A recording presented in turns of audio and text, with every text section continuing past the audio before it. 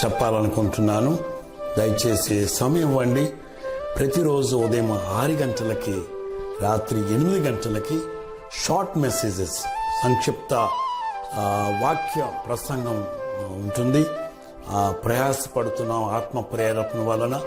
కాబట్టి మన జీవితాలని బాగు చేసి బలపరిచేదిగా వాక్యం ఉంది. కాబట్టి సమయం ఇవ్వండి, మర్చిపోకండి, గుర్తుపెట్టుకోనండి. ప్రతిరోజు కూడా ఉదయం 6 గంటలకి, రాత్రి 8 గంటలకి, శుక్రవారం నాడు 6 గంటలకు, రాత్రి 8 గంటలకు కాకోకుండా ఉదయం 10 గంటలకు కూడా మరి ఒక 40 మినిట్స్ ప్రత్యేకమైన కార్యం ఉంటుంది, ఆరాధన ఉంటుంది, ఉపవాస ఆరాధన ఉంటుంది. ఆదివారం నాడు ఉదయం 6 గంటలకి, రాత్రి 10 గంటలకే కాకోకుండా ఉదయం 10 గంటలకి నుండి 11 గంటల వరకు 1 గంట ఆరాధన ఉంటుంది, ఆదివారం ఆరాధన ఉంటుంది. కాబట్టి ఈ శుక్రవారము, ఈ ఆదివారం నాడు ఉదయం 10 గంటల ఆరాధన క్రమంలో తప్పనిసరిగా మీ పాటల పుస్తకములను, పరిశుద్ధ గ్రంథమును తీసుకొని కుటుంబం అంతా కలిసి ఏకీవించి ఆరాధించుదాం. మనమందరం కలిసి ఆరాధించుదాం. కాబట్టి తప్పుపోకుండా ఉదయం 6 గంటలకి, రాత్రి 8 గంటలకి, శుక్రవారం, ఆదివారం ఉదయం 10 గంటలకు కూడా మనం వీక్షిద్దాం. సబ్స్క్రైబ్ చేయండి. అలాగే దేవునికి చెల్లించాల్సిన వాటిని దేవునికి చెల్లించండి, దేవునికి సమయం ఇవ్వండి. అలాగే దేవునికి ఇవ్వాల్సిన కానుకలు, దశమ భాగాలు ఏవైతే ఉన్నావో అవి దేవుని సొత్తు, మన సొత్తు కాదు. అది మనం వాడుకుంటే మనం దొంగిలించినట్టు ఉంటుంది. కాబట్టి అది గమనించండి. దేవునిది దేవునికి ఇవ్వాలి, లేకపోతే అది శాపగ్రస్తముగా ఉంటుందని గ్రహించండి. ఇందువల్ల నేను శపించటం లేదు, కానీ ప్రతి ఒక్కరికి పరిశుద్ధాత్మ దేవుడు అటు ప్రేరేపణించి అందువలన వారికి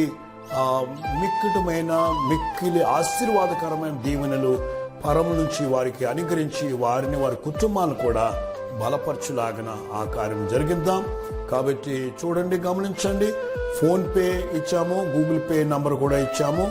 ఒకవేళ మీరు ఆ విధమైన ఎంకరేజ్మెంట్, ప్రోత్సాహం ఉంటే ఆ విధంగాను కూడా కానుకలు మీరు పంపవచ్చు. దేవుని సేవ పరిచర్యలో పాల్గొనండి. ఇది ముందుకు కొనసాగేలాగా ఇరుగు పొరుగు వారితో కూడా తెలియజేసి చెప్పండి, వారికి పాస్ చేయండి. లేకపోతే వాళ్ళ ఫోన్ నంబర్లో ఇస్తే గ్రూప్లో పెడతాము. వారికి కూడా ఈ మెసేజెస్ వెళ్ళే విధంగా మేము ప్రసారం చేయగలుగుతాము. మరి ఈ పరిచర్య దేవుడు బలంగా జరిగించి తానే మహిమ పొందులాగా ప్రార్థన కంపల్సరీగా ఏది ఇచ్చినా పైన ప్రార్థన సమయం ఇచ్చి ప్రార్థన చేయండి. మీకందరికీ కూడా ధన్యవాదాలు, కృతజ్ఞతా స్తుతులు దేవునికి చెల్లిస్తూ ప్రభు మనందరిని ఆశీర్వదించుగాక. God bless you all. శుభవందనాలు. God bless you. ప్రభు యేసు నామములో మీకు అందరికి కూడా శుభవందనాలు. God bless you. చాలా సంతోషం ఈ విధముగా కలుసుకోవటం, ఆదివారం ఆరాధన జరుపుకోవడానికి దేవాది దేవుడు మనకి ఇలాగూ ఆయన ఇచ్చిన సమయాన్ని బట్టి దేవునికి కోట్లాది స్తుతులు చెల్లిస్తూ ఉన్నాను, కృతజ్ఞత స్తుతులు చెల్లిస్తూ ఉన్నాను. ఎందరైతే పాల్గొంటున్నారో, ఎందరైతే ఇందులో పాల్గొంటున్నారో వారందరికీ కూడా ధారాళముగా ఆయన కృప అనుగ్రహించున్నాడు, ఆశీర్వదించున్నాడు. చెప్పకుండానే హృదయములో ఏమైతే ఉన్నదో సమస్తమును ఎరిగిన వాడై సఫలపరిచి బలపరచువాడు. దావీదు చెప్పినట్లుగా శాంతికరమైన జలముల యొద్ద ఆయన నన్ను నడిపించును, పచ్చిగల చోట్ల ఆయన నన్ను పరుండజేయును. అటువంటి విశ్వాసముతో మనము ఈ సమయంలో దేవుని మీద ఆనుకుందాం. పరిశుద్ధాత్మ దేవుడు మనతో మాట్లాడుతుండగా దేవునిని మహిమపరుచుదాం. భయపడకుడి, ఉల్లసించుడి, ఆనందించుడి. ఏదైనా సాధ్యమే యేసు నామములో, గొప్ప నామం. ఈ ఆరాధన క్రమాన్ని ప్రారంభించుకున్న ముందు చిన్న ప్రకటన మీకు చేయాలని ఉద్దేశిస్తూ ఉన్నాను. కేంద్ర ప్రభుత్వము, భారతదేశ కేంద్ర ప్రభుత్వము మరి జూన్ 8వ తేదీ నుండి మతపరమైన ప్రార్థనలు చేసుకోవడానికి అనుమతించి ఉన్నారు. స్టేట్ గవర్నమెంట్ అనుమతి పొందిన తర్వాత మరి చర్చ్ సర్వీస్, వర్షిప్, ఆరాధన ప్రారంభం కాబోతా ఉంది. జూన్ 8 సోమవారము కాబట్టి 7 తొలి ఆదివారం, కానీ సోమవారం నుండి అనుమతింపబడుతుండగా ఆ వారంలోని శుక్రవారం నాడు ఉదయం 9 గంటలకి మొదటి ఆరాధన, ఉపవాసముతో కూడిన ఆరాధన ఉంటుంది. ఉపవాసంతో కూడిన ఆరాధన ఉంటుంది. మరి ప్రభుత్వం మనకిచ్చిన కండిషన్స్, షరతులు అనుసరించే ఏవి కూడా అతిక్రమించకుండా మనము వాటిని ఫాలో అవుతూ మన ప్రభు అయిన యేసుక్రీస్తును ఆరాధించుకుందాం. తదుపరి ఆదివారం రెండో ఆదివారం అయినప్పుడు కూడా మొదటి ఆదివారముగా మనం ఆచరిస్తాం, ఆరాధిస్తాం, బలను స్వీకరిస్తాం. ఎందుకంటే చాలా కాలం అయింది కాబట్టి. ఏదైనప్పుడు కూడా మహాదేవుడు ఆయనను ఆరాధించుకోవడానికి కావలసిన సమయము ఇంత త్వరగా దయచేసినందుకు దేవాది దేవునికి స్తోత్రాలు చెల్లిస్తున్నాను. అలాగే ప్రభుత్వానికి కూడా కృతజ్ఞతలు చెల్లిస్తూ ఉన్నాను. అయితే ఎందరో భక్తులు, విశ్వాసులు ప్రార్థన చేస్తున్నారు ఈ కృప కోసము. అలాగనే కరోనా వైరస్ కూడా సంపూర్ణంగా విడుదల చేసి ప్రభు మనల్ని తప్పక ఇంకా స్వేచ్ఛగా మనం ఆరాధన చేసుకునే భాగ్యము మన ప్రభు అయిన యేసు మనకు దయచేసి ఉన్నాడని నేనైతే నమ్ముతున్నాను. అది కూడా త్వరలో చూస్తాం. ప్రార్థన చేసుకుందాం. స్తోత్రాలు తండ్రి, కుమార పరిశుద్ధాత్మ దగ్గర ప్రభువా, నీకు వందనాలు చెల్లిస్తున్నాం. ఈ యొక్క కరోనా వైరస్ లాక్డౌన్ కాలంలో నా తండ్రి 5 మాసముల విధంగా జరిగిపోయినాయి. కానీ మార్చి, ఏప్రిల్, మే 3 మాసాలు నా తండ్రి ప్రభువా ఈ విధముగా నా తండ్రి మేము నిలిచిపోయాము. మందిరాన్ని చేరి ఆరాధించలేని పరిస్థితిలో ఉంటుండగా ఎటకాలకు నువ్వు విడుదల ఇచ్చావు. నేను ఆరాధించుకునే మహాభాగం మాకు ఇచ్చినందుకు వందనాలు చెల్లిస్తున్నాం. నాయన, ఇంకను ఈ విపత్తు నుంచి సంపూర్ణంగా విడుదల ఇచ్చి కరోనా వైరస్ విపత్తు లేకోకుండా పూర్తిగా తీసివేసి నీవే మహిమ పొందుచున్నందుకు స్తోత్రాలు చెల్లిస్తున్నాం. ఈ ఆరాధన క్రమాన్ని నీవే ప్రారంభించుము, నీవే మహిమ పొందమని మమ్మల్ని ఆదరించమని యేసయ్య నామములో అడిగి వేడుకొంచున్నాం పరమ తండ్రి, ఆమేన్. పాట పాడుకుందాం. ఎల్ షడాయ్ స్వరాలు 7వ పాట హల్లెలూయా హల్లెలూయా స్తోత్రం అని పాడదాం. ఎల్ షడాయ్ స్వరాలు హల్లెలూయా హల్లెలూయా స్తోత్రం.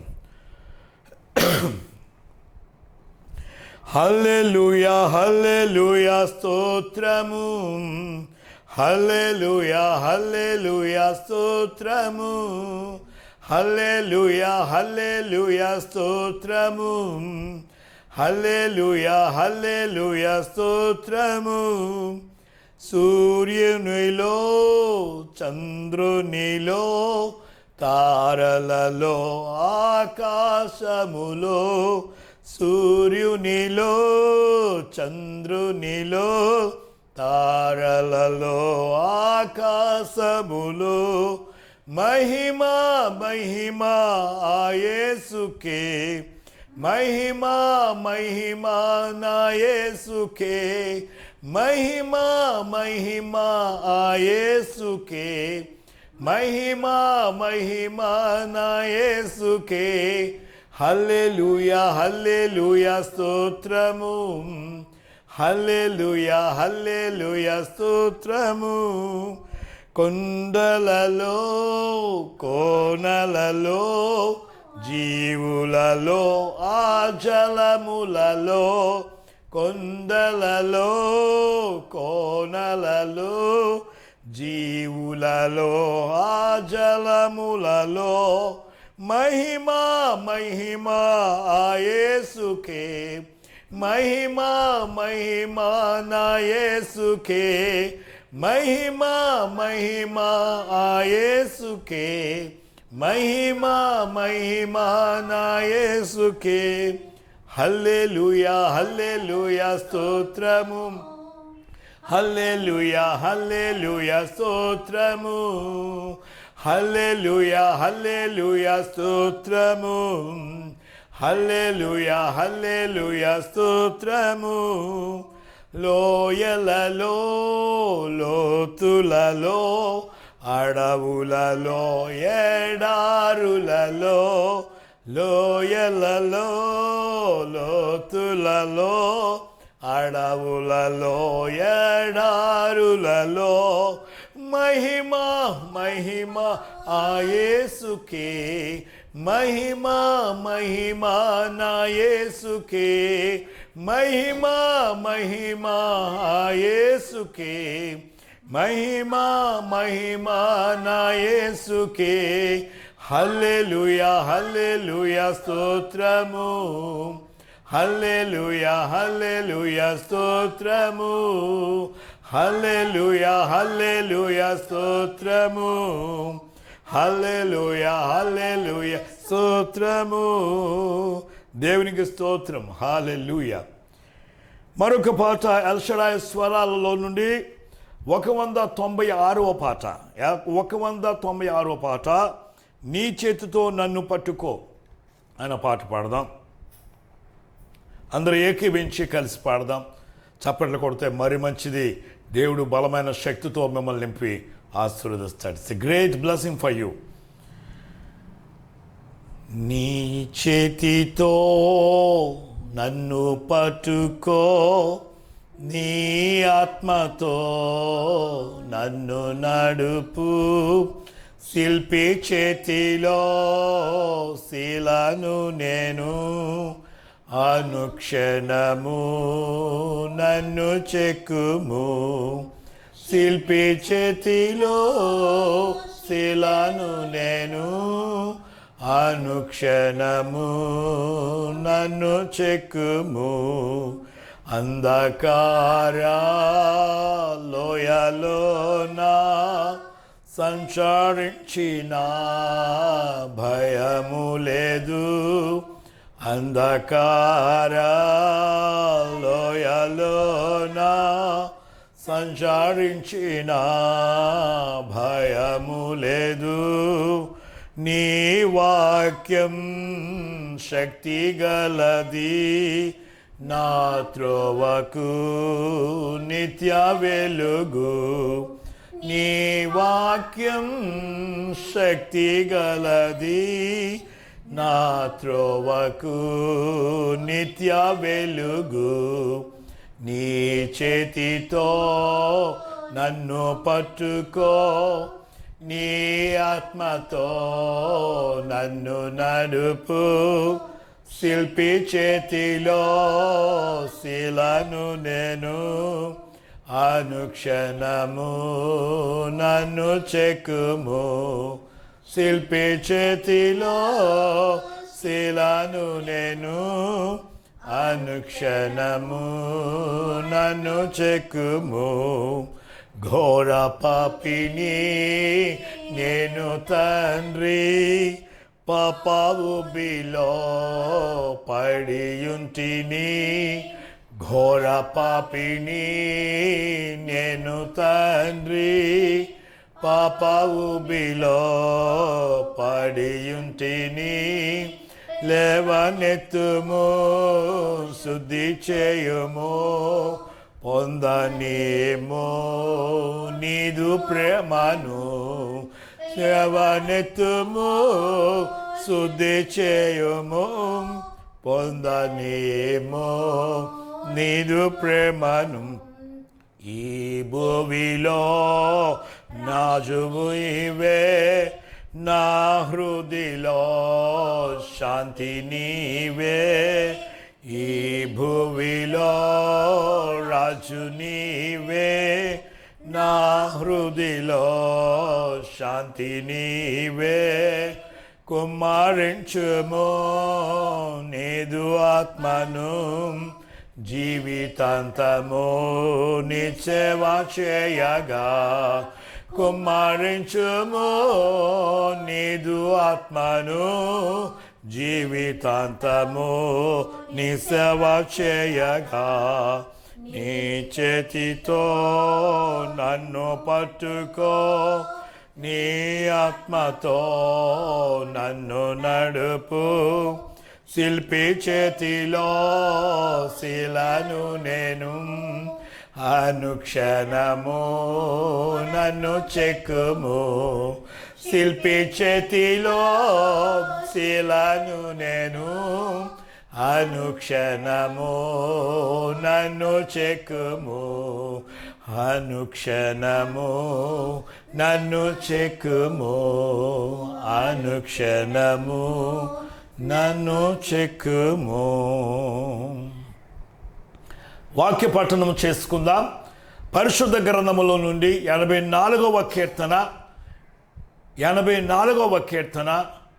1 నుండి 1 నుండి 9 చరణాలు మనము కలిసి చదువుకుందాం. 1 నుండి 9 చరణాలు మనం కలిసి చదువుకుందాం. 84వ కీర్తన 1 నుండి 9 వరకు మనము కలిసి ఏకీవించి, నాతో ఏకీవించి చదవాలని మీకు మనవి చేస్తా ఉన్నాను. Good for you. సైన్యములకు అధిపతి వగు యెహోవా, నీ నివాసములు ఎంత రమ్యములు! యెహోవా మందిర ఆవరణములను చూడవలనని నా ప్రాణము ఎంతో ఆశపడుచున్నది. అది సొమసిల్లుచున్నది. జీవము గల దేవుని దర్శించుటకు నా హృదయమును నా శరీరమును ఆనందముతో కేకలు వేయుచున్నవి. సైన్యముల అధిపతి వగు యెహోవా, నా రాజా, నా దేవా, నీ బలిపీఠమునొద్దనే పిచ్చుకులకు నివాసము దొరికెను. పిల్లల పెట్టుటకు వానకోవిలకు గూటి స్థలము దొరికెను. నీ మందిరమునందు నివసించువారు ధన్యులు. వారు నిత్యము నిన్ను స్తుతించుదురు. నీ వలన బలమునందు మనుషులు ధన్యులు. యాత్ర చేయు మార్గములు వారికి అతి ప్రియములు. వారు బాకాలోయలో బడి వెళ్ళుచు దానిని జలమయముగా చేయుదురు. తొలకరి వాన దానిని దీవెనలతో కప్పును. వారు నానాటిగా బలాభివృద్ధి నొందుచు ప్రయాణము చేదురు. వారిలో ప్రతివాడును సియోనులో దేవుని సన్నిధిని కనబడును. యెహోవా, సైన్యములకు అధిపతి వగు దేవా, నా ప్రార్థన ఆలకింపము. యాకోబు దేవా, చెవియొగ్గము. దేవా, మా కీడమా దృష్టించము. నీవు అభిషేకించిన వాని ముఖమును లక్షింపము. నీవు అభిషేకించిన వాని ముఖమును లక్షింపము. దేవుడి పరిశుద్ధ వాక్యము మన వినికిలో నెరవేర్చి స్థిరపరచునుగాక. పాత నిబంధనలో నుండి నిర్గమకాండము 33వ అధ్యాయము. నిర్గమకాండము 33వ అధ్యాయము 12వ వచనం నుండి 17వ వచనం వరకు చదువుకుందాం. నిర్గమకాండము 33వ అధ్యాయము 12వ వచనం నుండి 17వ వచనం వరకు చదువుకుందాం. నేను చదువుతుండగా మీరు కూడా పరిశుద్ధ గ్రంథంలో చూచుచూ చదవాలని మీకు మనవి చేస్తా ఉన్నాను. మోషే యెహోవాతో ఇట్లనెను, చూడుము, ఈ ప్రజలను తోడుకొని పొమ్మని నీవు నాతో చెప్పుచున్నావు గాని నాతో ఎవరిని పంపెదవో అది నాకు తెలుపలేదు. నేను నీ పేరు పెట్టి నిన్ను ఎరిగి ఉన్నాననియు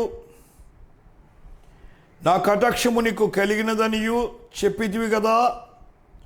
కాబట్టి నీ కటాక్షము నా ఎడల కలిగిన ఎడల నీ కటాక్షము నా ఎడల కలుగునట్లుగా దయచేసి నీ మార్గమును నాకు తెలుపుము. అప్పుడు నేను నిన్ను తెలుసుకొందును. చిత్తగించుము. ఈ జనము నీ ప్రజలే కదా అనెను. అందుకు ఆయన, నా సన్నిధి నీకు తోడుగా వచ్చును, నేను నీకు విశ్రాంతి కలగజేసేదనగా, మోషే, నీ సన్నిధి రాని ఎడల ఇక్కడి నుండి మమ్మను తోడుకొని పోకము. నా ఎడలను నీ ప్రజల ఎడలను నీకు కటాక్షము కలిగినదని దేని వలన తెలియబడును? నీవు మాతో వచ్చుట వలననే కదా. అట్లు మేము అనగా నేనును నీ ప్రజలను భూమి మీదనున్న సమస్త ప్రజల్లో నుండి ప్రత్యేకింపబడుదుమని ఆయనతో చెప్పాను. కాగా యెహోవా, నీవు చెప్పిన మాట చొప్పున చేసేదను. నీ మీద నాకు కటాక్షము కలిగినది. నీ పేరు పెట్టి నిన్ను ఎరుగుదునని మోషేతో చెప్పగా. దేవుడి వాక్యం మన ఇంట్లో దీవించి ఆశీర్వదించును గాక. క్రొత్త నిబంధనలో నుండి యోహాను సువార్త 15వ అధ్యాయము 1వ వచనం నుండి 7వ వచనం వరకు చదువుకుందాం. యోహాను సువార్త 15వ అధ్యాయం మొదటి 7 వచనాలు చదువుకుందాం.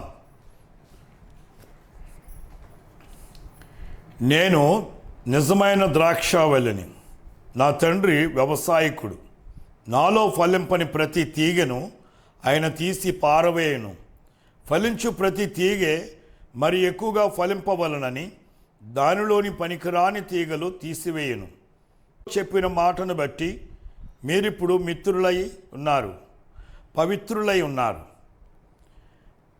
నేను మీతో చెప్పిన మాటను బట్టి మీరిప్పుడు పవిత్రులై ఉన్నారు. నా యందు నిలిచుండుడి, మీ యందు నేనును నిలిచిందును. తీగ ద్రాక్షావళిలో నిలిచుంటేనే కానీ తనంతట తానే ఎలాగూ ఫలింపదో, అలాగే నా యందు నిలిచుంటేనే కానీ మీరును ఫలింపరు. ద్రాక్షావళిని నేను, తీగలు మీరు. ఎవడు నా యందు నిలిచుండునో, నేను ఎవని యందు నిలిచియుందునో వాడు బహుగా ఫలించును. నాకు వేరుగా ఉండి మీరు ఏమీ చేయలేరు. ఎవడైనను నా యందు నిలిచి ఉండని ఎడల వాడు తీగవలే బయట పారవేయబడి ఎండిపోవును. మనుషులట్టి వాటిని పోగు చేసి అగ్నిలో పారవేతురు, అవి కాలిపోవును. నా యందు మీరును, మీ యందు నా మాటలను నిలిచి ఉండిన ఎడల మీకేది ఇష్టమో అడుగుడి, అది మీకు అనుగ్రహింపబడును. చివరి చరణం మరొకసారి. నా యందు మీరును, మీ యందు నా మాటలను నిలిచి ఉండిన ఎడల మీకేది ఇష్టమో అడుగుడి, అది మీకు అనుగ్రహింపబడును. దేవుడి పరిశుద్ధ వాక్యం మన ఇంట్లో దీవించి ఆశీర్వదించునుగాక. మరొక పాట పాడుకొని మనం వాక్యములోనికి వెళదాము. ఎల్ షడాయ్ స్వరాలు పాటల పుస్తకములో నుండి 183వ పాట. 183వ పాట. ఎందుకో నన్నింతగా నీవు ప్రేమించితివో దేవా అనే పాట మనమందరూ కలిసి పాడి దేవుని స్తుతించుదాం. ఇది గొప్ప ఆశీర్వాదకరమైన, ధన్యకరమైన, దీవెనకరమైన సంగతి. ఏకీవించి దేవుని స్తుతించుదాం. ఎందుకు నన్నింతగా నీవు ప్రేమించితివో దేవా, అందుకో నా దీన స్తుతి పాత్ర. హల్లెలూయా యేసయ్యా, హల్లెలూయా యేసయ్యా. నా పాపము బాప నరరూపివైనావు,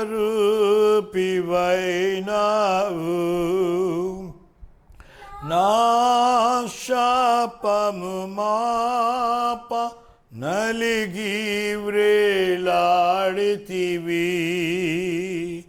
నాకు చాలిన దేవుడవు నీవే, నా స్థానములో నీవే. నాకు చాలిన దేవుడవు నీవే, నా స్థానములో నీవే. హల్లెలూయా యేసయ్యా, హల్లెలూయా యేసయ్యా. నీ రూపము నాలో నిర్మించియున్నావు, నీ పోలికలోనే నివసించుచున్నావు.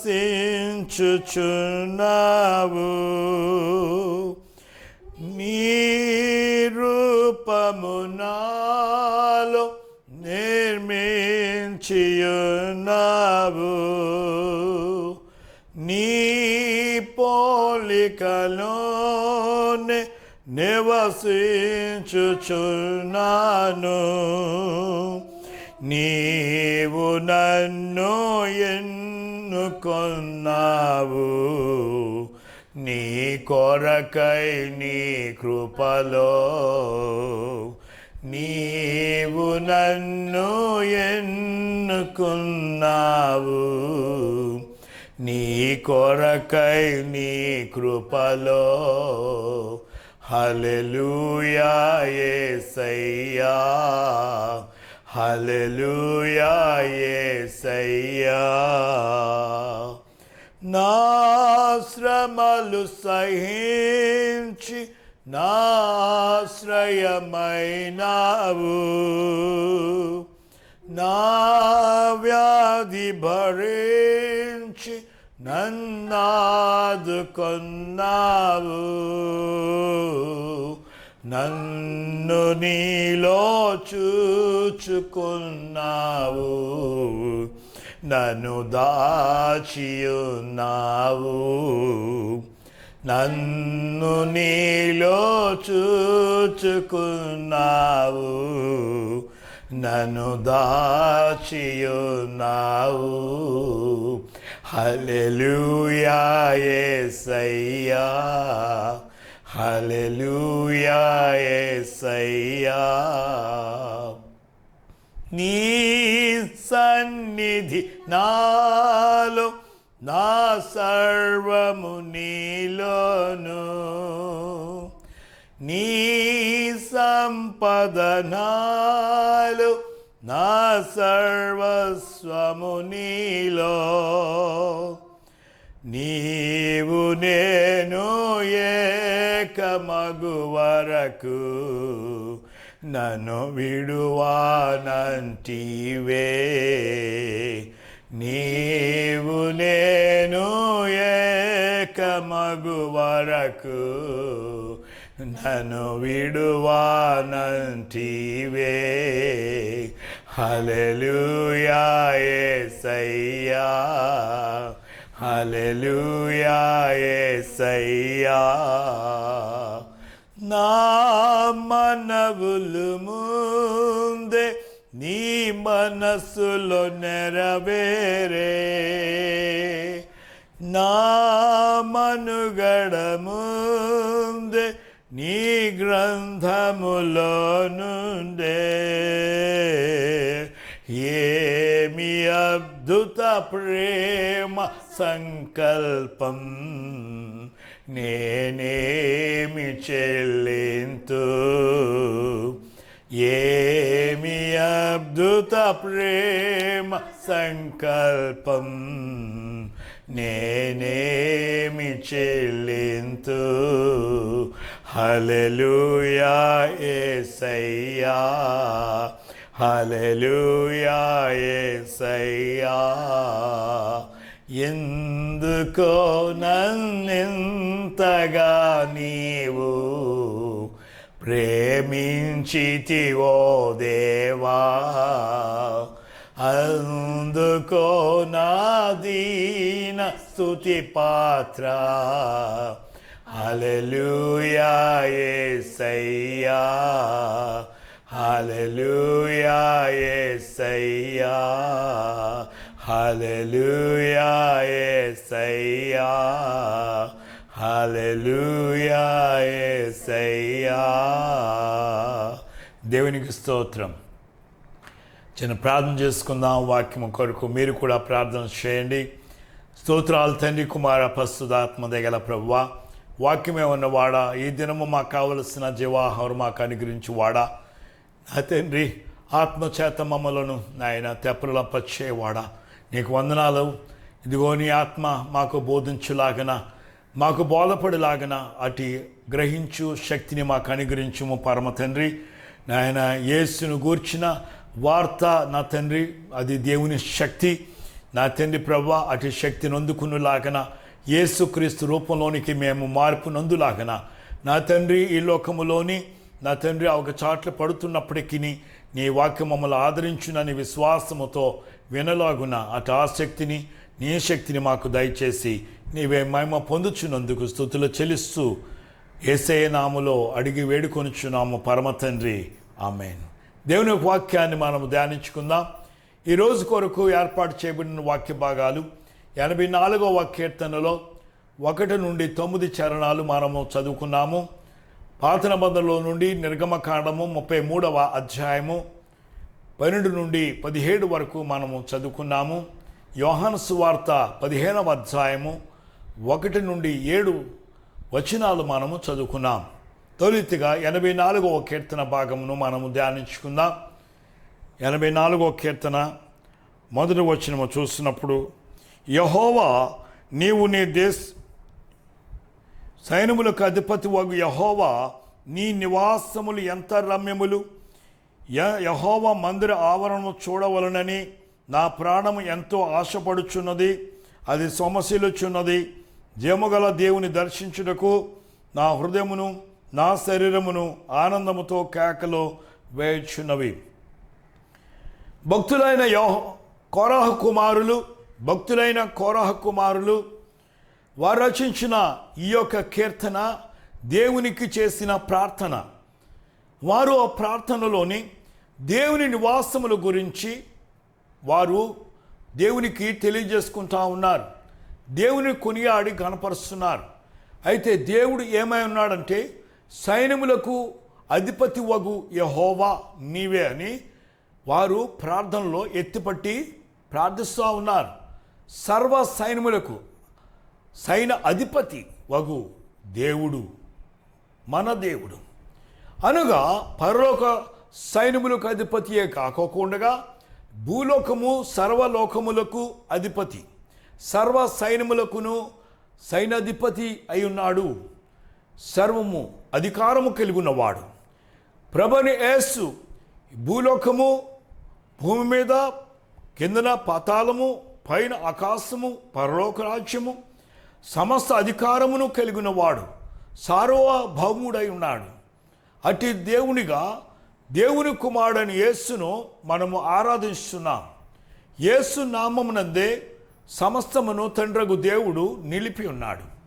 అయితే ప్రియులారా, తండ్రి కుమార పరిశుద్ధాత్ములు వీరు ఏకమై ఒకటై ఉన్నవారై ఉన్నారు. వారు ఏ చోటైతే ఉన్నారో వారి నివాసములు ఎంత గొప్పవో, మనుషులకు ఎంత అవసరమో, దానివల్ల మనుషులకు ఎంత ప్రయోజనమో ఈ 84వ కీర్తనలోని మరి ఆ భక్తులు కీర్తనకారులు వ్రాస్తున్నారు. నీ నివాసములు ఎంత రమ్యములు. రమ్యము అనే చూస్తే కనుక అందమే కాదు, చూడడానికి ఇంపుగానే కాదు, అతి సౌందర్యమే కాదు, అద్భుతముగా ఉంటాయి, ఆహ్లాదముగా ఉంటాయి. చూచిన వెంటనే మన ప్రాణము తెప్పరలుతుంది, ఆనందముతో నిండి ఉంటుంది. రమ్యమైన మాట అవ్వ కూడా వాడింది పండు కోసం. కానీ దేవుడు సృష్టించినది ప్రతిదీ రమ్యముగా ఉంటుంది.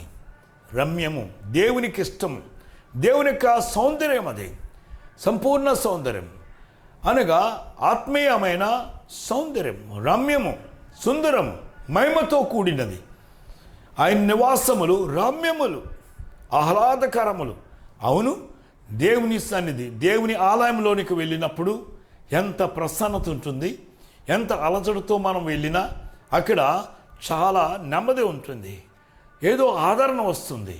నిరాశలో ఉన్నా వెళ్ళినా మనకు ఆశ కలుగుతుంది. ఎందుకంటే దేవుని యొక్క నివాసం. దేవుని యొక్క నివాసమా? ప్రకటన గ్రంథములో 21:4 చెప్తా ఉన్నాడు. ఏంటంటే దేవుని యొక్క నివాసములు మనుషులతో కూడా ఉన్నది. గొప్ప సంగతి.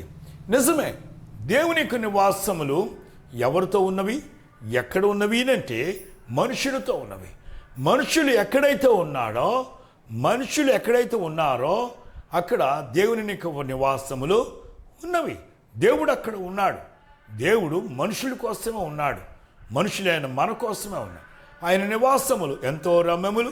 ఎంత రమ్యములు అంటే 91వ కీర్తనలోని మనకు తెలుసు. 91వ కీర్తన భాగములోని మనం 1వ వచనంలో మహోన్నతుల చాటును నివసించువాడే సర్వశక్తి నీడను విశ్రమించువాడు అనగా మహోన్నతుడైన దేవుని చాటున నివసిస్తే, ఆయన నివాసములు నివసిస్తే సర్వశక్తి నీడను విశ్రమించిన వారు, విశ్రాంతి తీసుకున్నవారు అనగా ఆయన సర్వశక్తుడు. ఒకవేళ దేవుని సన్నిధిలో ఆయన నివాసములోనికి మనం వెళ్ళి ఉంటే, అక్కడ మనము ఆయన నివాసంలో నివసిస్తే మనము ఆయన సర్వశక్తిని మనం పొందుకుంటాం. మనం శక్తిమంతులు అవుతాం. మనము ఏ కార్యమైనా చేయగలిగిన శక్తిమంతులు అవుతాం. భక్తుడైన పౌలు ఫిలిప్పీయులకు రాసిన పత్రిక 4వ అధ్యాయం 13వ వచనములో చెప్పినట్లుగా, నన్ను బలపరచున వాని యందే సమస్తమును చేయగలను. నేను ఎప్పుడు బలహీనుడును అని మరొక చోట చెప్తున్నాడు. 2 కొరింథీలోని 12వ నేను ఇప్పుడు బలహీనుడును, అప్పుడే నేను బలవంతుడును. యేసు అతనితో అన్నాడు, నువ్వు బలహీనుడే ఉండగా నా శక్తి నీలో పరిపూర్ణమై ఉండును, నా శక్తితో నేను నింపుదును అంటున్నాడు. ప్రియులారా, దేవుని సన్నిధిలో మనం బలహీనులమై ఉండి ఆయన సన్నిధిలో నివసించి ఆయనకు ప్రార్థన చేస్తే, ఆయన కొనియాడి ఆరాధిస్తే మనము శక్తిమంతులవుతాం. ఆశ కలిగి ఉండి నిరీక్షణ కలిగిన వారమై గొప్ప శక్తి కలిగి ఏ కార్యమైనా చేయగల సమర్థముగా ఉండ శక్తిని మనము నింపుకోగలుగుతాం. దేవుడే మనలో నింపుతాడు. దేవుని నివాసములో ఉన్నవారు గొప్పవారు. ప్రియులు గమనించాల్సింది, దేవుని నివాసములు రమ్యములు. ఎందుకు అంటే గనక భౌతిక సుందరమే కాదు, మహిమ ప్రభావంతో నిండి ఉన్నది. యెషయా 6వ అక్కడ చూస్తే ఆ మందిరము దేవుని మహిమతో దోమముగా నిండిపోయి ఉన్నది. గడపకములు కదిలిపోయాను, భూమి కంపించిపోయాను. దేవుని శక్తి అక్కడ ఉన్నది. కాబట్టి కోరాహు కుమారులు వారు చూశారు, రుచి చూశారు. దేవుని రుచి చూసి తెలుసుకోవాలి. వాళ్ళు రుచి చూసి తెలుసుకొని ఈ కీర్తన రాశారు. మరణ పాయములో ఉంటుండగా దేవుని వాసమైన మందిరంలోనికి ఎప్పుడైతే వారు ప్రవేశించారో, ఆవరణలోనికి అడుగుపెట్టారో, నేల నెరవేర్చి మింగడం అనేది ఆగిపోయింది. నేల విడిపోయి భూమిలోనికి వెళ్ళిపోయి చనిపోతున్నారు. ఈ కుమారులు ఎప్పుడైతే దేవుని మందిరము ఆవరణలో అడుగుపెట్టారో అది ఆగిపోయింది. మరణం కూడా వెనక్కి తగ్గిపోయింది. అందుకే వారు తెప్పరిల్లారు. వారి ప్రాణం తెప్పలప్ప చేసుకొని ఆనందించారు. దేవుని యొక్క నివాసం అది అని వారు పొగుడుతున్నారు, దేవుని మందిరాన్ని. కాబట్టి ప్రియులారా, మనకు కూడా దేవుని మందిరము త్వరలోనే దేవుడు మనకు అనుగ్రహించాడు. త్వరలోనే దేవుని నివాసంలోనికి మనం వెళ్తాం. దేవుని మందిరం ఆలయంలోనికి ప్రవేశిస్తాం. దేవుని యందు ఆనందించగలుగుతాం. అంత ధన్యత ఇచ్చిన దేవునికి కోట్లాది స్థుతులు, కృతజ్ఞతాస్తుతులు చెల్లిస్తూ ఉన్నారు. ఏమైనా కూడా దేవుని యొక్క నివాసములు, మందిర ఆభరణములు బహు సుందరములు, రమ్యములు, ఆహ్లాదకరమే కాదు, మహిమతో కూడినది. యెహోవా మందిర ఆవరణను చూడవలనని నా ప్రాణం ఎంతో ఆశపడుచున్నదని సమచిలుచున్నది. జీవముగల దేవుని దర్శించుటకు నా హృదయమును, నా శరీరం ఆనందంతో కేకలు వేయుచున్నది. అవును ప్రియులు గమనించాలి, దేవుని యొక్క నివాసము చూడవలనని అంత ఆశ వారు వివరిస్తుంటే మనకు కూడా అటు ఆనందము కావాలని అనిపిస్తూ ఉంది. మనము బాడీ ప్రజెంట్, మైండ్ ఆబ్సెంట్ కాదు. మన శరీరమే కాదు, మన హృదయము కూడా ప్రభునందు ఆనందించాలా, ఆశ కలిగి ఉండాలా. అప్పుడే దేవుని యందు ఆనందించగలుగుతాం. దేవునికి మనం హృదయము గలుగుతాం. దేవుడు మన హృదయమును నివాసముగా చేసుకొని ఆయన మనలో నివసించడానికి సిద్ధముగా ఉన్నాడనే విషయాన్ని మనం తెలుసుకోగలుగుతాం. కాబట్టి పౌలు నా మనసుతో ప్రార్థించుదును, నా ఆత్మతో ప్రార్థిస్తానన్నాడు. కేవలం పెదవులతో కాదు, శరీరముతో కాదు. కాబట్టి మన శరీరము, మన హృదయము కూడా ఆనందించాలి. ఎందుకు అంటే కనుక దేవునితో కలిసి నివాసము చేయాలి. ఎందుకు అనంటే నీ బలిపీఠం వద్దనే పిచ్చుకులకు నివాసము దొరికెను, పిల్లల పెట్టుటకు వానకోవులు గూటే స్థలము దొరికెను. నీ మందిరమునందు నివసించి వారు ధన్యులు, వారు నిత్యము నిన్ను స్తుతించెదరు. నీ వలన బలమునందు మనుషులు ధన్యులు, యాత్ర చేయ మార్గములు వారికి అతి ప్రియములు. వారు బాకా లోయలో బడి వెలుచు దానిని జలమయము చేయుచు, తొలకరి వారు దానిని దీవులతో కప్పును. వారు నానాటిగా బలాభివృద్ధి పొందుదురు. ప్రియులారా, దేవుడు బలవంతుడు, సర్వశక్తిమంతుడు. మనుషులు బలహీనులు, అల్పులు, అల్పజీవులు, అల్పాయుష్కులు. ఏ విషయంలో చూస్తే మనుషులకు మినిమం ఉంది, మ్యాక్సిమం ఉంది. మనుషులు ఎక్కువ, ఇంత తక్కువ అనొచ్చు. మనుషులు ఇంతవరకే, ఇంత ఎక్కువ, ఇంతవరకు అనేది కొలత ఉంది. కానీ దేవునికి కొలత లేదు, మితి లేదు. ఆయన అనంతమై ఉన్నాడు. ఆయన అనంతమై ఉన్నాడు. ప్రియులు గమనించాలి, ఆయన అనంతమై ఉన్నాడు. సర్వశక్తిమంతుడై ఉన్నాడు, బలవంతుడై ఉన్నాడు. ఆయన ఎవరిని బలపరచునో వారు బలవంతులవుతారు, వారు ఏ కార్యమైనా చేయగల శక్తిమంతులు అవుతారు. కాబట్టి ఆయనతో మనము ఏకముగా కూడి ఉండాలంటే ఆయన నివాసములో చేరాలి. ఆయనతో మనము ఏకముగా ఉండాలి. మందిరాలకు వచ్చి కూర్చొని ఆరాధించుకోవడం కాదు, మన హృదయము ఆయనకి ఇవ్వాలి. ఆయన ఆత్మ మనలో ఉంచుతాడు. ఆయన విశ్వాసులైన మనము ఒకటైతాం. అప్పుడే ఆయన శక్తి మనలో ప్రవహిస్తుంది. ఆ శక్తి మనల్ని బలపరిచి బలమిస్తుంది. ప్రతి కార్యములు చేయగల శక్తి గల బలముతో మనం బలపరుస్తాడు. కాబట్టి దేవుని యొక్క నివాసములు, మందిరములు, ఆలయములో చేరినప్పుడు, మనం ఆయన హృదయం ఇచ్చినప్పుడు ఆయన మనలోకి వస్తాడు, మనలో ఉంటాడు, మనకు శక్తినిస్తాడు, మనం బలపరుస్తాడు. ఆయన ఆకాశమందు ఎక్కడో ఆసీనుడై ఉన్నాడు. దేవుని నీకు వాసము అక్కడ ఉన్నది అని అనుకుంటా ఉన్నాం. కానీ పౌలు చెప్పాడు 1 కొరింథీ 3:16 మీ దేహమే దేవుని ఆలయం, పరిశుద్ధాత్మకు నిలయం అని చెప్పాడు. అనగా దేవునికి నివాసము ఎక్కడ ఉంది ఎప్పుడంటే పరలోక రాజ్యం పై ఆకాశములో మాత్రమే కాదు. గమనించాలి. యేసు ఒక మాట చెప్పాడు. ఆయన ఈ భూలోకములో 2000 సంవత్సరాల పైబడి క్రితం ఉన్నప్పుడు, నేను వ్రేలుతో దయ్యములను వెళ్ళగొట్టుచున్న యెడల దేవుని రాజ్యము వచ్చి ఉన్నది, మన మధ్యన ఉన్నది అని చెప్పాడు. దేవుని యొక్క కార్యాలు పరిశుద్ధాత్మ ద్వారా జరుగుతూ ఉంటే అక్కడ దేవుని రాజ్యం ఉన్నది, భూమి మీద దిగి వచ్చినది. మనుషుల మధ్యలోనే దేవుని రాజ్యం ఉన్నది. ప్రియులారా, దేవాది దేవుడు మనుషులు నివసిస్తుండగా నివాసం ఎక్కడుంది దేవునికి? మన దేహమే దేవుని నివాసము, మన హృదయమే ఆయన సింహాసనము. అది గుర్తుంచుకో. మన దేహమైన నివాసము, మన హృదయము ఆయన సింహాసనం. అది గొప్ప ఆశీర్వాదకరం. ఆయన నీలో నివాసము చేసుకొని నివసిస్తుండగా. అవును, యోహాను సువార్త 14:16 యేసు తన శిష్యునితో చెప్పాడు, ఆదరణకర్త వచ్చును, ఆయన ఎల్లప్పుడూ మీతోనూ మీలోనూ నివసించును అని చెప్పాడు. అంతేకాదు, మీలో నివసించి సంచరించునని పౌలు మరొక చోట చెప్పాడు. కాబట్టి ప్రియమైన సంగమా, ప్రభునందు ఇష్టమైన సంగమా, గమనించావా?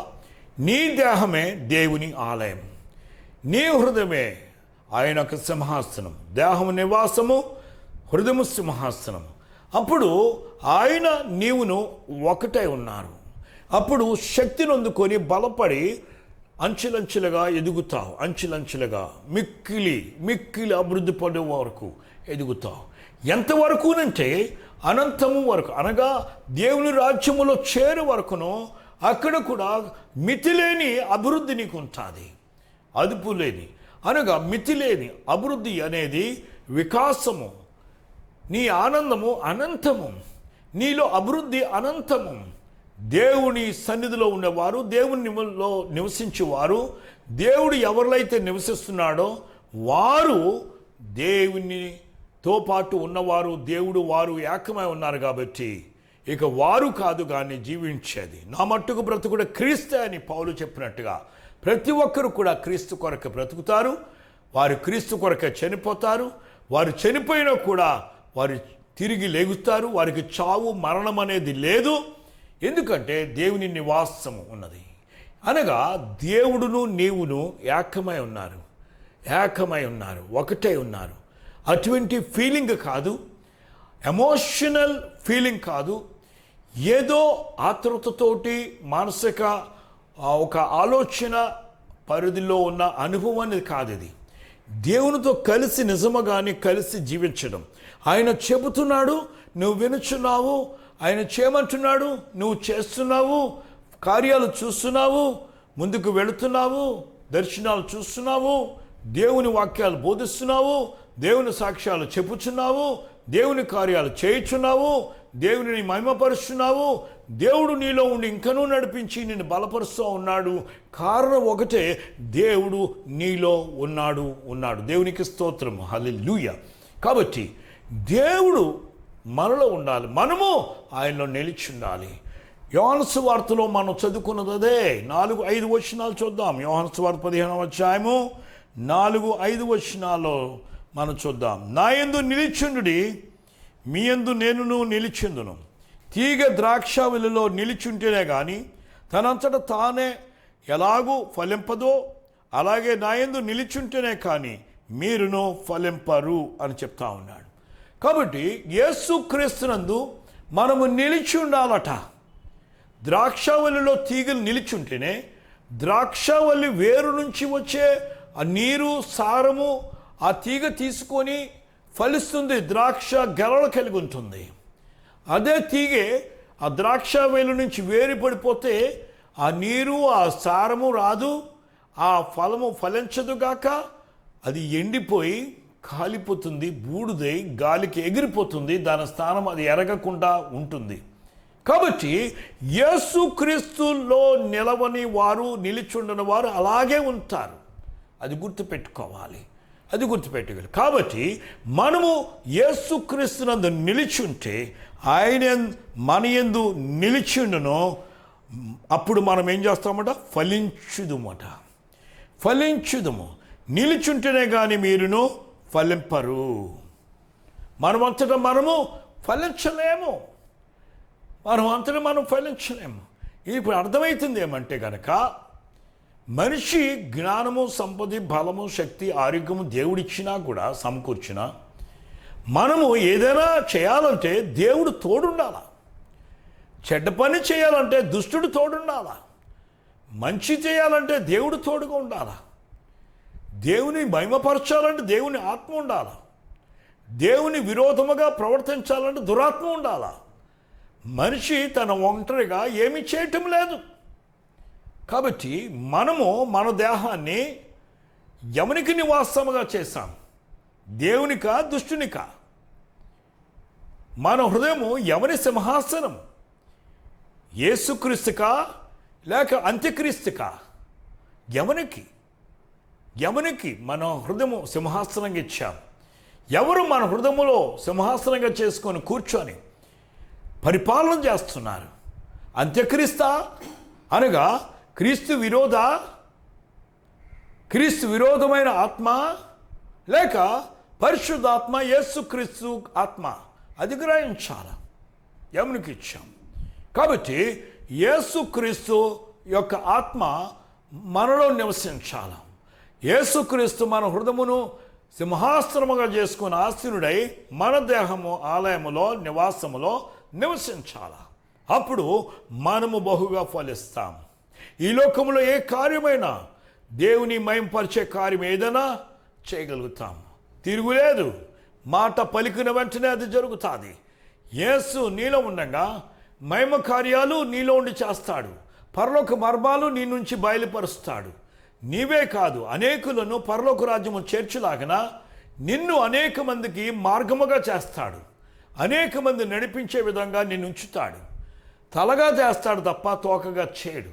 అదే ఆయనకు వేరుగా ఉండి ఏమీ చేయలేమట. 5వ వచనమును చూస్తే, ద్రాక్షవల్లిని నేను, తీగలు మీరు. ఎవడు నా యందు నిలిచిండునో, నేను ఎవని యందు నిలిచి ఉందునో వాడు బహుగా ఫలించును. నాకు వేరుగా ఉండి మీరు ఏమీ చేయలేరు. నాకు మీరు వేరుగా ఉండి ఏమీ చేయలేరని స్పష్టంగా చెప్తాను. ఏమి చేయాలి? యేసుక్రీస్తు లేని వారు, ఇతరులు, క్రైస్తవేతరులు ఏమి చేయటం లేదా? సంపాదించుకోవటం లేదా? భవనాలు కట్టడం లేదా? అనేక అద్భుతంగా అభివృద్ధి అవ్వటం లేదా? ఏమి చేయటం లేదు. మనమేం చేయగలుగుతున్నాం, వాళ్ళేమి చేయటం లేదని అనుకోవచ్చు. నిజమే. క్రైస్తవులు పరలోక రాజ్యమునకు నిచ్చెన వేస్తున్నారు. పరలోక రాజ్యాన్ని నిర్మిస్తున్నారు. పరలోక రాజ్యమునకు వెళ్ళే ప్రయాణములో ఉన్నారు వారు. క్రైస్తవులందరూ కూడా మనిషికి అసాధ్యమైన ఆత్మను పొందుకొని, మనిషికి అసాధ్యమైన శక్తిని అందుకొని, మనిషికి అసాధ్యమైన కార్యాలు చేయగలుగుతున్నారు. ఇలా గమనించాలి. బైబిల్లో అనేక అద్భుతాలు మనం చూస్తాం. మన నిజ జీవితంలో కూడా ఏ పేరు పెట్టి పిలవబడుతున్న దేవతలు, దేవుళ్ళగా పిలవబడుతున్న నామం కాదు, కానీ ఒకే ఒక నామానికి సర్వము లోబడుతున్నది. అద్భుతములు చేయగలుగుతున్నారు ఆ నామములోని. మృతులు లేపబడుతూ ఉన్నారు. ఆయన చనిపోయేవారు బ్రతకగలుగుతున్నారు. అంతేకాదు, ఒక నిరీక్షణ కలిగి నిత్యజీవం పొందగలుగుతున్నారు. చనిపోయిన వారు పరదేశకు వెళ్ళగలుగుతున్నారు, పాతాళమును కాదు. గమనించాలి. శిలువ మీద యేసుక్రీస్తుని అంగీకరించి క్రైస్తవుడిగా మారిన దొంగ పరదేశకు వెళ్ళాడు. పాపిగా అనబడుతున్న జక్కయ్య యేసుక్రీస్తును స్వీకరించడం వల్ల, చేర్చుకోవటం వల్ల అబ్రాహాము కుమారుడిగా విశ్వాసగా మారి పరదేశుకు వెళ్ళాడు. మీరు గమనించాలి, ఇది యేసుక్రీస్తును కలిగి ఉన్న వారందరూ పరదేశకు వెళ్తారు. యేసుక్రీస్తుకు వేరుగా ఉన్న వాళ్ళు పాతాళంకు వెళ్తారు. అది గమనించాలి. ధనవంతుడు అంగీకరించలేదు. ఎందరూ యేసుక్రీస్తును అంగీకరించరో, ఎందరూ యేసుక్రీస్తుని వారిలోకి చేర్చుకోరో, వారు మృతి పొందినాక, శారీరకమైన భౌతిక మృతి పొందినాక పాతాళంకు వెళ్తారు, అక్కడ యాతన పడతారు. యేసుక్రీస్తును సొంత రక్షకుడిగా, దేవుడిగా ఎవరైతే స్వీకరిస్తారో, తమ హృదయమును ఆయనకు సింహాసనంగా ఇస్తారో, వారు మృతి పొందిన వెంటనే దేవదూతలు వచ్చి వారిని పరదేశుకు తీసుకుపోతారు. దేవదూతలు వచ్చి వారిని పరదేశుకు తీసుకుపోతారు. అక్కడ ఆనందం ఉంటుంది. రమ్యమైన నివాసం, అది దేవుని యొక్క నివాసం. గమనించావా? యేసుక్రీస్తును చేర్చుకోవాల్సి ఉంటుంది. యేసుక్రీస్తు మనలో ఉండాలి. ఒకటి గుర్తుపెట్టుకోవాల్సింది ఏమంటే, యేసుక్రీస్తు మనలో నివసించేది ఇతరులు మంత్రశక్తులు కలిగి మనుషుల ముందు గారడి కార్యాలు పనులు చేసి మనుషులు మెప్పి పొంది, మనుషుల నుంచి డబ్బు ఆశించి పొందుకొని ఈ లోకంలో స్థితిమంతులుగా, గొప్ప పేరుగాంచిన వారిగా సన్మానాలు పొందుకోవడానికి కాదు. నీవు నిత్య జీవము కలిగి నిత్య రాజ్యములోని ఆ యేసు క్రీస్తుతో పాటు ఆయన సింహాసనమందు శాశ్వత కాలము ఆసీనుడై ఉండడానికే మనము యేసు క్రీస్తును సొంత రక్షకుడుగా మనలో నివసింపజేసుకొనిచున్నాం. దేవునికి స్తోత్రం. గమనించు, ఈ లోకములో శ్రమలు ఎవరికి లేవు. వారికి ఉన్నాయి, మనకి ఉన్నాయి. తాత్కాలికం వారందరికీ ఉంటాయి. కష్టపడందే ఇది లేదు. విత్తనము చావంది, అది మొలకెత్తదు. కష్ట ఫలే. దేవుడు అలా పెట్టాడు సిస్టము, మనిషికి పెట్టిన సిస్టము. నీ రక్తమును చెమటగా మార్చి పనిచేసి ఇంకో పంట పండించి తిను అని చెప్పాడు. మారిపోయింది. శాపం. ఈ శరీరం శాపగ్రస్తమైనది. ఈ లోకములో ఉన్న జీవితం శాపముతో నిండి ఉన్నది. కానీ దేవుని యొక్క కృప వలన, ఆయన ప్రేమ వలన మనం ఇంకనూ నివసించి ఒక ఆశ నిరీక్షణ కలిగి సిలువ వేయబడిన యేసు పునరుత్థానుడి వైపు మనము చూస్తూ ఉన్నాం. ఆయనకు మన దేహం నివాసముగా, ఆయనకు మన హృదయం సింహాసనంగా ఇచ్చి ఆయన మనలో నివసింప చేసుకుంటే మనము ఆయనలో నివసింప ఆయన చేసుకుంటాడు. ఏకమై ఉంటాము. ఈ భూమి మీద ఉన్నా, భూమి మీద లేకున్నా పరలోక రాజ్యములోనే ఉంటాం. భూమి మీద ఉన్న పరలోక రాజ్యములోనే ఉంటాం. భూమి మీద లేకపోయినా పరలోక రాజ్యంలో ఉంటాం. భూమి మీద ఉన్న క్రీస్తు మనలో ఉంటాడు. భూమిని విడిచిన క్రీస్తు మనలో ఉంటాడు. ఏమాత్రం భేదం లేదు. గమనించాలి. అందుకొరకు యేసు క్రీస్తు ప్రభు వారు మనమును ఒకటిగా ఉండాలి. దేవుడు నిన్ను దేవుని బిడ్డగా అప్పుడే చేర్చుకొని ఆయన నివాసము నీకు అనుగ్రహిస్తాడు. దేవుని నివాసం. నిర్గమకాండములో 33వ అధ్యాయములో మనము 12 నుంచి 17 వరకు మనం చదువుకున్నాం. మోషేను ఎరిగిన వాడు దేవుడు పేరు పెట్టి పిలిచాడు. తన కటాక్షమును, దేవుని తన కటాక్షమును మోషే మీద ఉంచాడు. కటాక్షము ఉంచడం వలన ఏమవుతుందంటే, దేవుడు మోషేతో మాట్లాడుతూ ఉన్నాడు. ఎవరి మీద అయితే దేవుని కటాక్షం ఉందో దేవుడు వారితో ఉంటాడు. నివాసములోనికి చేర్చుకుంటాడు. మోషేను తన వద్దకు పిలుచుకున్నాడు. సీనాయి కొండ మీద దేవుని నివాసంలో మోషేను నిలుపుకున్నాడు. మోషేకు దేవుడు తన కటాక్షం ఉంచాడు. కాబట్టి ఆ కాపుదల ఉన్నది ఆయన సరౌండింగ్స్లో. మరి మిగతా వాళ్ళు ఆ సీనాయి కొండను ఎవరు ముట్టినా చనిపోతారని చెప్పాడు దేవుడు. కానీ మోషేను మాత్రము ఆయన నివాసములో నిలుపుకున్నాడు. ఆయనున్న చోట మోషేను నిలబెట్టుకున్నాడు. మోషేతో మాట్లాడాడు. అవును, ప్రభునందు ఇష్టమైన వారులారా, ప్రభు తన కటాక్షం నీకును ఉంటే నీతో ఆయన మాట్లాడతాడు. ఆయన సన్నిధి, ఆయన నివాసంలో నిన్ను నిలబెడతాడు. ముఖాముఖిగా మాట్లాడు. పేరు పెట్టి నేను పిలుస్తాడు. పేరు పెట్టి పిలుస్తాడు. సమయాలోని దేవుని ఆలయంలో సమయాలు బాలుడై ఉన్నప్పటికీ కూడా మందసం వద్ద నిద్రిస్తుండగా దేవుడు పిలిచాడు. దేవుని యొక్క కటాక్షము సమయాల మీద ఉన్నది. దేవుడు పిలిచి, దేవుడు సమయాలతో మాట్లాడాడు. నిన్ను పిలిచి నీతో మాట్లాడతాడు. అర్థమైందా? దేవుడు నువ్వు ఎక్కడికి వెళ్ళినా ఆయన కటాక్షం నీకు ఉంది కాబట్టి దేవుని నివాసం అక్కడ ఏర్పాటు చేసి అందులో నిలుపుతాడు. నిన్ను నిలిపి నీతో మాట్లాడతాడు. అర్థమైందా? వారు మాట్లాడుకుంటుండగా యేసు మీద దేవుని యొక్క తండ్రి కటాక్షం ఉంది కాబట్టి ఏలియా మోషేలు వచ్చినప్పుడు వారు ఆ ఏర్పాట్లో దేవుని మహిమలో వారు ఉన్నారు. మరి పేతురు యోహాను వారు శిష్యులు అక్కడ ఉన్నప్పుడు కూడా వారు చూడలేకపోయారు. ఏం మాట్లాడుకున్నారో వీరు వినలేకపోయారు. అది వారికే పరిమితమైంది. యేసుకును ఏలియా మోషేకును దేవుని యొక్క మహిమ అక్కడ ఉన్నది. కాబట్టి నీతో కూడా దేవుని మహిమ ఉంటుంది, దేవుని ప్రభావం ఉంటుంది. దేవుని నివాసములో నిన్ను నిలుపుకుంటాడు. ఎప్పుడైతే నీవు ఆయనకు నీ దేహమును నివాసముగాను నీ యొక్క హృదయము సింహాసనంగా ఇచ్చావో ఆయన నీలోనికి వస్తాడు, నిన్ను ఆయనలో నివసింపజేసుకుంటాడు. దేవుడే నీకు నివాసము ఉంటాడు.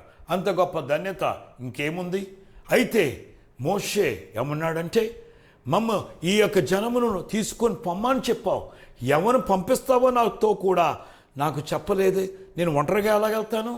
నో, నాకు చెప్పలేదు ఎవరు పంపిస్తావో కాదు, నీవు రావాల్సిందే అని మోషే అడిగాడు. నీవు నాతో కూడా రావాల్సిందే, ఈ ప్రజలతో కూడా రావాల్సిందే. నీవు లేకపోతే నాకు వేరుగా నువ్వు ఉంటే, ఈ ప్రజలకు నువ్వు దూరంగా ఉంటే మేము ముందుకు వెళ్ళలేము, మేమేమీ చేయలేము అని మోషే చెప్పగానే చెప్పేశాడు. తెగేసి చెప్పేశాడు, ఖచ్చితంగా చెప్పేశాడు. నీ చెప్పిన మాట చొప్పున నేను చేతును అని యెహోవా దేవుడు తిరిగి మోషేకు చెప్పాడు. నువ్వు చెప్పినట్టే నేను చేస్తాను, నీతో నా సన్నిధి వస్తుంది, నీకు విశ్రాంతిని కలగజేస్తాను, నేను నీతో వస్తాను. ప్రియులారా, యేసుని కోరుకునేవారు ఎవరు? కూడా రమ్మనమని పిలిచేది ఎవరు? నాలో నివసించు, నన్ను నివాసముగా నా దేహమును చేసుకో, సింహాసన హృదయము మార్చుకో అని ఎవరు ఇస్తున్నారు? ఎవరు ఆహ్వానిస్తున్నారు? అటువంటి వారి యందు ప్రభు ఆనందిస్తాడు, వారిలోనికి వస్తాడు, వారిని ఆయనలో నిలబెట్టుకుంటాడు. వారు వెళ్ళే ప్రతి చోటకి ఆయన వస్తాడు. ఆయన నివాసం కూడా ఉంటుంది. అనగా ఆయన నివాసం పరలోక రాజ్యము నీ కూడా వస్తుంది. పరలోక రాజ్యం మహిమగల రాజ్యము, అద్భుతమైనది. ఏది అసాధ్యమైనది నిలవదు, అన్నీ సాధ్యం. ప్రతిదీ ఆ అద్భుతమైన మహిమగల ఆ రాజ్యము నీవెక్కడుంటే అక్కడ ఉంటుంది, నిలిచుంటుంది. యేసుక్రీస్తు ప్రభువారు మానవుడిగా, బాలుడిగా, శిశువుగా పశువుల పాకలో జన్మించి ఉండంగా పరలోక సైన్యం భూమి మీదకి దిగి రాలేదా? పరలోక రాజ్యం మహిమతో కూడిన రాజ్యము కిందకి దిగి రాలేదా? నిన్ను దేవుడు తన బిడ్డగా చేర్చుకున్నప్పుడు దేవుని రాజ్యము నీతోనే ఉంటుంది. యేసుక్రీస్తు ప్రభుకు నీ హృదయము సింహాసనంగా ఇస్తే, నీ దేహము ఆయన నివాసముగా చేస్తే, నిన్ను ఆయన చాటును నివసింపజేసుకొని, ఆయన సర్వశక్తి నీడను నిలబెట్టుకొని, ఆయన నివాసం నిలుపుకొని సర్వశక్తి నీకు ఇస్తాడు. భయమేలా, దిగిలేలా. మోషే కూడా దేవుడు వెళ్ళాడు. సైన్యములకు అధిపతి వగు యెహోవా. ఆహా, ఎంత గొప్ప దేవుడు నీవు నాయన, ఎంత గొప్ప దేవుడు. ఆ దేవుడు మనతో ఉండడానికి ఇష్టపడుతున్నాడు. ఈ దినమున ఆయన లేకుండా మనం ముందుకు వెళ్ళలేం. ఏ పని కూడా మనం చేయలేమనేది గ్రహించాలా. ప్రతి విషయంలోని యేసుకు అప్పగించాలా, ఆయన ఆహ్వానించాలా, ఆయనతో కలిసి మనం సహజనము చేయాలా, ముందుకు సాగాల. ద్రాక్షావళిలో తీగ నిలిచి ఫలించలాగిన మనం ఆయనలో నిలవాలి, వాక్యములో నిలవాలా. ఆయన వాక్యమే ఉన్నాడు, వాక్యం మనలో ఫలించాలా, మనం అన్నిట్లో జయించాలా. అప్పుడు ప్రియులారా, విషయం ఏంటంటే దేవుడు నాకు తెలియజేసేది, పరలోకమందున సైన్యములు, దేవదూత సైన్యములు అటువంటి వారితో కూడా వస్తారు, వెంట వస్తారు, ప్రతి పనిని చేస్తారు. ఎలీషా కొరకు పరలోక సైన్యము, రథములు, అగ్నిరథములు పర్వతాల మీదకి, కొండల మీదకి దిగి రాలేదా? ఎలీషా మనుషుడి కాడా? ఎందుకంటే నేను ఎవరి సన్నిధిని నివసిస్తున్నానో, నేను ఎవరిని సేవిస్తున్నానో అని రోషము కలిగి ఎలీషా చెప్పాడు. నువ్వు చెప్తావా? యేసుని సన్నిధిలో, దేవుని సన్నిధిలో నివాసములో ఉన్నావా? ఎవరు ఉంటారంటే, ఎవరైతే తమ దేహమును దేవుని నివాసముగా, ఎవరైతే తమ హృదయమును దేవుని సింహాసనంగా ఇస్తారో వారే దేవుని నివాసములో ఉంటారు. దేవుడు వారి పట్ల కాపుదల, దేవుని యొక్క సైన్య సమూహాలు దిగి వస్తాయి. ఆశ్చర్యం లేదు. దేవుని చిత్తము, దేవుని పర్మిషన్ లేకోకుండా నిన్ను ఎవరు ముట్టలేరు. ఒక తల వెంట్రుక కూడా తీయలేరు. పౌలుతో చెప్పాడు, ఆయన సముద్ర తుఫాన్లో ప్రయాణం చేసే వేళ ఇదిగో మీలో ఉన్న ఏ ఒక్కరి తల వెంట్రుక కూడా నశించదు. దేవుడు మన ప్రతి తల వెంట్రుకను లెక్క పెడుతున్నాడు. ఒక తల వెంట్రుక కూడా రాలకుండగా అంత భద్రత మనకిచ్చే, రక్షణ కలిగజేసే గొప్ప దేవుడు మనకున్నాడు. కాబట్టి ఆయనకు నివాసముగా మన దేహమును ఆయన సింహాసనముగా మన హృదయం ఇస్తే ఆయనలో మనం నివసింపచేసుకుంటాడు. దిగులు లేదు. ఏ ఆపద వచ్చినా వచ్చి అవమానముగా సిగ్గుపడి వెళ్ళిపోతాయి. సముద్రం ఘోష కలిగి ఉప్పొంగిన చూడగానే అణిగిపోతాయి. దుష్ట శక్తులు బొబ్బలు పెట్టిన, సాతాను గోల చేసిన, గర్జన సింహాలు బొబ్బలు పెట్టినా కూడా చూడగానే నెమలించి దారి తప్పి వెళ్ళిపోతాయి. ఇప్పుడు గమనించాలి, దేవుని నివాసంలో నువ్వు ఉంటే నీ మీదకి ఒక మార్గాన్ని వచ్చిన వారు 7 మార్గములు పారిపోతారట. సమస్యలైనా ఏవైనా ఒకటే. లోకాన్ని చూచి ఎందుకు భయపడతావు? పరలోకమును చూచి సంతోషించు. పరలోకము రాజులకు రాజు యేసు, సిలువేయబడిన యేసును చూసి ఆనందించు. ఇప్పుడే ఈరోజు మన దేహమైన నివాసం, మన హృదయమైన సింహాసనం, ఆయనకు వేరుగా మనం ఉండదు. ఎప్పుడు ఆయనలో మనము, మనలో ఆయన ఒకటి కావాలి. ఆయన నీ యజమాని, నీ సొత్తు. యేసును చేసుకుంటే నిన్ను తన సొత్తుగా మార్చుకుంటాడు, తన సొంతముగా మార్చుకుని ఈ ఒక శరీరము, ఒక మనసు, ఒక ఆత్మగా, ఒకటిగా, ఐక్యముగా కావాలి. ఈ దినం మొదలుకొని యేసు లేకుండా నీవు తినవు, యేసు లేకుండా నువ్వు పండవు, యేసు లేకుండా నువ్వు నడవు, యేసు లేకుండా నీవు పని చేయవు, యేసు లేకుండా ఏది ధ్యానించవు. ప్రతిదీ యేసు నేత్రం ద్వారా చూస్తావు, ప్రతిదీ యేసు మనసు ద్వారా స్పందిస్తావు, ప్రతిదీ యేసు శక్తి చేత నువ్వు కార్యాలు చేయగలుగుతావు. యేసు నీలో ఉండగా యేసే స్వయముగా నీలో ఉండి జరిగిస్తాడు. అపోస్తులైన శిష్యులకు 5,000 మందిని ఆ 5 రొట్టెలు 2 చేపలు పెట్టి పోషించమన్నప్పుడు ఆశీర్వదించి వారి చేతికివ్వగా యేసు వారిలో ఉన్నాడు. యేసు విశ్వాసము వారిలో ఉన్నది. అందుకే యేసు చేతిలో జరిగే అద్భుతాలు వారి చేతిలో జరిగాయి. 5 రొట్టెలు కూడా విరిచి పంచిపెట్టగా 5,000 మంది తినగా 12 గంపలు రొట్టె ముక్కలు ఎత్తారు. నిజంగా 5 రొట్టెలు విరిస్తే 1 గంప కూడా అవ్వవు, కానీ 12 గంపలు రొట్టె ముక్కలు ఎత్తారు. ఎందుకంటే వారు యేసు చెప్పిన మాట యందు విశ్వాసం ఉంచారు. ఆయన చెప్పినట్టుగా చేస్తారు. ఎందుకంటే ఆయనకు వారిలో నివాసం ఇచ్చారు, నివసింపజేసుకున్నారు. అది దాని అర్థం. అంటే ఆయన చెప్పిన మాట వినడం, విశ్వాసంతో ఆ మాట ప్రకారంగా చేయటము ఎవరు చేస్తారంటే ఎవరైతే యేసుకు తమ దేహం నివాసముగా ఇచ్చారో, సింహాసనంగా హృదయం ఇచ్చారో, యేసు వారిలో నివసింపజేసుకున్నారో వారిని కూడా ఆయనలో నివసింపజేసుకుంటాడు. ఆయన శక్తి, ఆశీర్వాదం వారిలో ఉంటుంది. వారి చేతులు అద్భుతాలు, వారి జీవితంలో అద్భుతాలు జరుగుతాయి. అనేక మంది రక్షణార్థమైన దేవుని ప్రతినిధులుగా వారు ఉంటారు. వారిని చూస్తే యేసుక్రీస్తును చూసినట్టే. పౌలు చెప్పాడు, నన్ను పోలు నడుచుకునుడి. ఒకప్పుడు యేసు చెప్పాడు, మీ సిలువెత్తుకు నన్ను వెంబడించండి. ఈయన అంటున్నాడు, నన్ను వెంబడించాడు అని పౌలు చెప్తున్నాడు. ఎందుకో తెలుసా? ఆయన సర్వస్వము యేసుకి ఇచ్చివేశాడు. నా మట్టుకు బ్రతుకుడి క్రీస్తే, నేను కాదిక. ఎంత గొప్ప ఆశీర్వాదం! ఈ దినం మొదలుకొని యేసును నీవును, యేసును నేనును కలిసి జీవిద్దాం. నీ యజమాని నీవును, నీ ఆయనని నీవును నివసించాలి. ఒకటిగా, ఐకమత్యముగా. ఆయన మన భర్త. ఎఫెసీయులకు రాసిన పత్రిక 5:27 సంగమునకు శిరస్సు.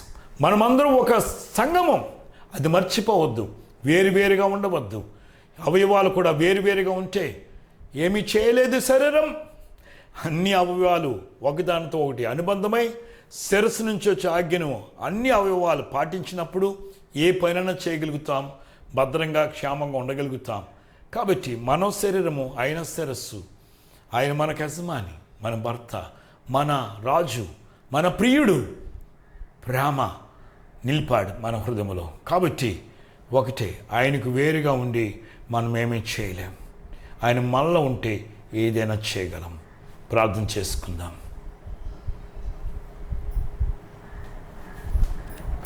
మార్గం నీవే, సత్య జీవం నీవే, జీవించుటకు ఆధారం నీవే.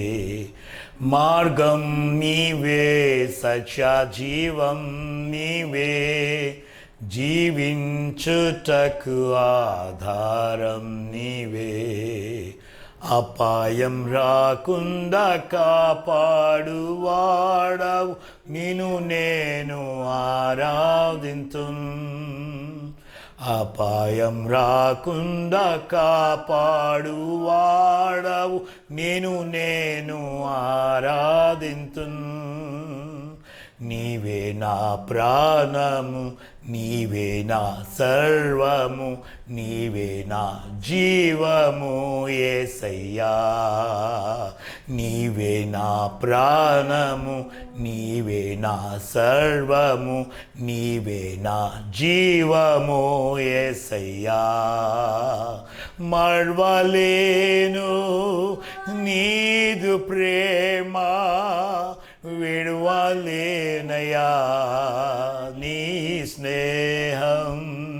మర్వలేను నీదు ప్రేమ, విడువలేనయా నీ స్నేహం. నీవే నా ప్రాణము, నీవే నా సర్వము, నీవే నా జీవము యేసయ్యా. స్తోత్రాలు తండ్రి, కుమార పరిశుద్ధాత్మ దయగల ప్రభువా. ఎందరైతే నేను అంగీకరించున్నారో తమ దేహములను నీ నివాసముగాను హృదయమును నీ యొక్క సింహాసనముగా నీకు అర్పించుకున్నారో, నా తండ్రి సిద్ధపరిచి ఇచ్చుకున్నారో వారిలో నువ్వు నివసిస్తున్నావు నాయన. నీవు వారికి నివాసమై ఉండి మాకు ఆదరణ కలగజేస్తావు నాయన. నీకు వేరుగా ఉండి ఏమి చేయలేము నాయన. ఏమి చేయాలి? నశించు వారిని రక్షించాలి, నిత్యరాజ్య మార్గమును అనేక మందికి చూపించాలి, అట్టి సాక్షులుగా మేము మలబడాలి. నువ్వు మాలో నివసిస్తుండగా నాయన అద్భుతములు జరుగును నాయన. ఎవరు చేయలేని కార్యములు చేయగల శక్తితో మమ్మల్ని నింపి జరిగించేవాడు, మహిమ పొందువాడు నాయన. మహిమగల రాజ్యములో మమ్మల్ని చేర్చుకుందువు, మా ద్వారా అనేక మందిని చేర్చుటకై నాయన నీవు మాలో నివసిస్తున్నావు. తద్వారా నీ యొక్క రూపంలోనికి రూపాంతరం పొందించి ప్రతి ఒక్కరు క్రైస్తులుగా మలచబడి నిత్య వారసులుగా ఈ భూలోకమందు ఉండగానే పరలోక రాజ్యం ఆనందం పొందుకునే కృప నీవిచ్చినందు స్తుతులు చెల్లిస్తూ ప్రతి ఒక్కరిని ఆదరించి బలపరచు నాయన. కరోనా వైరస్ను సంపూర్ణంగా విడుదల చేసి నాయన ప్రతి వారిలో నువ్వు ఉన్నావని రుజువు చేసి నీవే మహిమ పొందుచున్నందుకు స్తుతులు చెల్లిస్తూ యేసుక్రీస్తు నామములో అడిగి వేడుకొంచున్నాను పరమ తండ్రి, ఆమెన్. పరలోకమందున్న మా తండ్రి, నీ నామము పరిశుద్ధపరచబడును గాక, నీ రాజ్యం మాకు వచ్చును గాక, నీ చిత్తము పరలోకమందు నెరవేరుచున్నట్లు భూమి యందు నెరవేరును గాక. మనుదున ఆహారం నేడు మాకు దయచేయము, మరల అపరాధం చేసిన వారిని మేము క్షమించిన ప్రకారము మా అపరాధము క్షమించుము, శోధంలోకి తేక దుష్టుని తప్పించు. రాజ్యము బలము మహిమ నిరంతరము నీవే ఉన్నవి తండ్రి, ఆమెన్. తండ్రి ఒక దేవుని యొక్క ప్రేమ, కుమారుని యేసుక్రీస్తు యొక్క కృప, పరిశుద్ధాత్మ అన్యోన్య సహవాసమును మనతో ఉన్నది సదాకాలం మనతో ఉండును గాక, ఆమెన్. ఆశీర్వాదంబు మా మీద వర్షింపచేయుమీశా, ఆశతో నమ్మియున్నాము నీ సత్య వాగ్దత్తము. మీద కృమారించుము దేవా, క్రమార ప్రేమ వర్షంబు కృమారించుము దేవా,